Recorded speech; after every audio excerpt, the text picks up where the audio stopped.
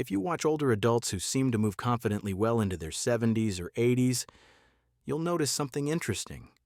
They don't rush. They don't stare at their feet. And they don't walk as if they're afraid of the ground beneath them. Most people assume these individuals are simply naturally stable or lucky. But research into aging, gait mechanics, and fall prevention tells a very different story. Falls are not random accidents. They are predictable. And more importantly, they are largely preventable. Large population studies show that between the ages of 65 and 80, the risk of falling increases dramatically. Roughly 1 in 3 adults over 65 falls at least once a year, and by 80, that number approaches 1 in 2. The consequences are often severe: fractures, loss of confidence, hospitalization, and in many cases a permanent loss of independence. What often goes unnoticed is that the people who don't fall are not stronger in a general sense. They don't necessarily have more muscle mass. They don't walk faster. They simply walk differently. To understand why walking becomes less stable after 60, it helps to look at what changes inside the body. As we age, several systems that quietly support walking begin to weaken. Muscle mass declines, particularly in the hips and thighs. Proprioception, the body's ability to sense joint position, becomes less precise. Reaction times slow, and the nervous system becomes less efficient at coordinating multiple tasks at once. Gait speed drops by about 1 to 2% per year after 60. Step variability increases, and the ability to recover quickly from small disturbances, such as a slip or uneven pavement, declines. None of this means falling is inevitable. It means the margin for error becomes smaller. This is why fall prevention research does not focus on strength alone. It focuses on how people walk, how they balance, and how they respond to real-world challenges. The following 7 walking mistakes are among the most common patterns seen in older adults who fall, and each one has a clear, evidence-based correction.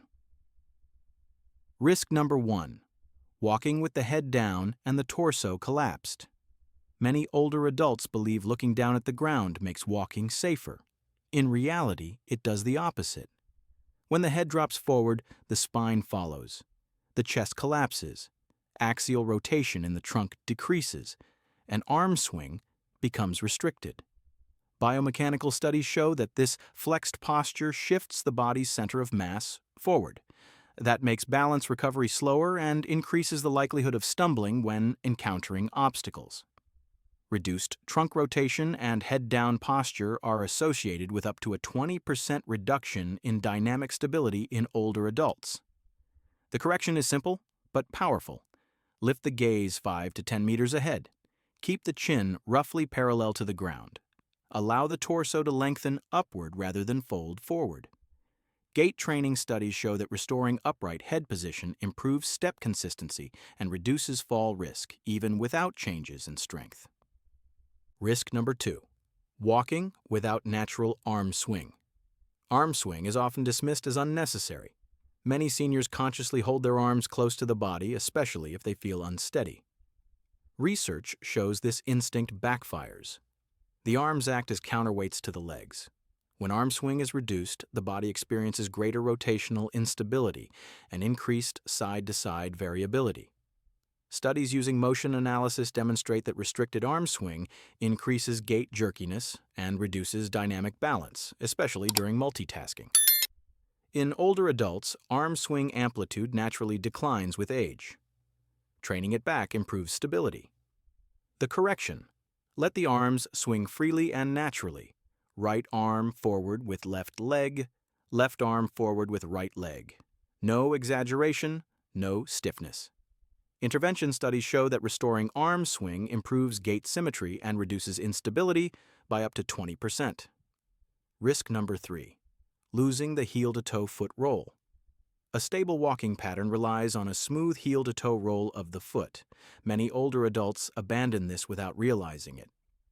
Instead, they land flat-footed or on the forefoot.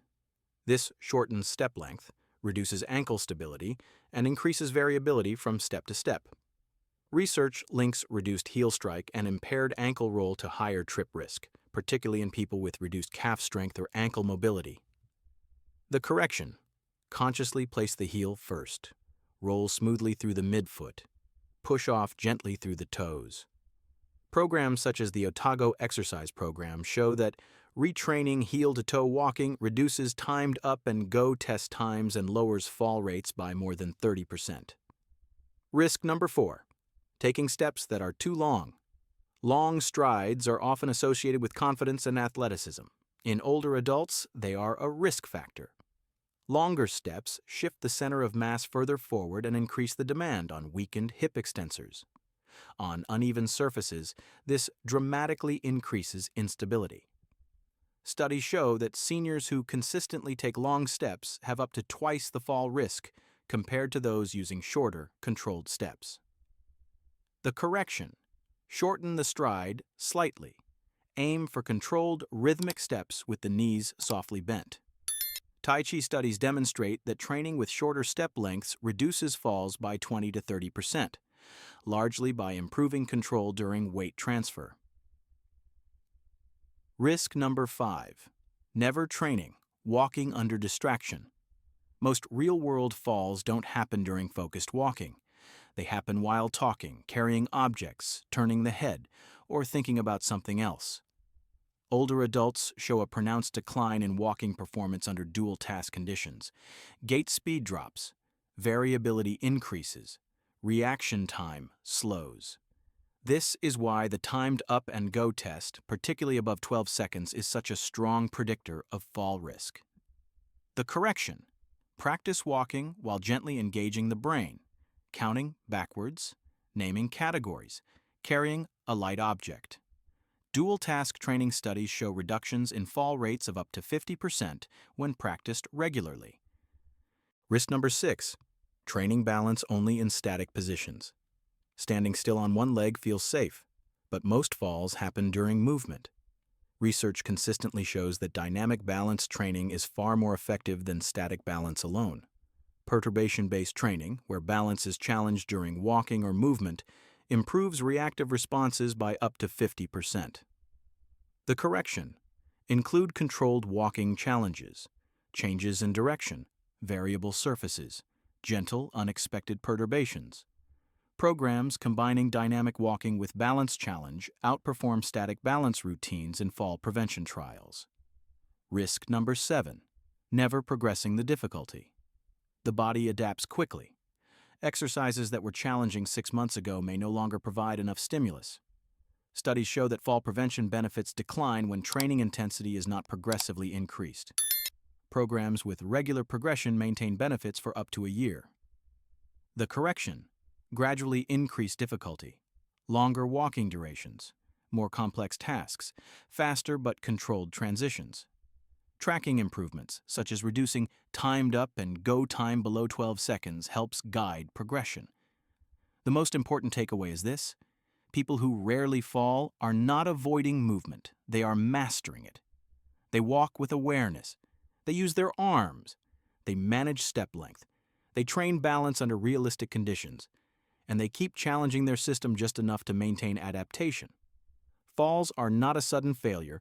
They are the end result of small correctable patterns that go unaddressed. After 60, walking becomes a skill again. And like any skill, it improves with the right practice. The science is clear. Targeted gait and balance training can reduce fall risk by 23 to 40%. That is not a small effect. It is the difference between independence and injury. You don't need to walk less to stay safe. You need to walk better. And when walking is trained correctly, older people don't fall. They stay free.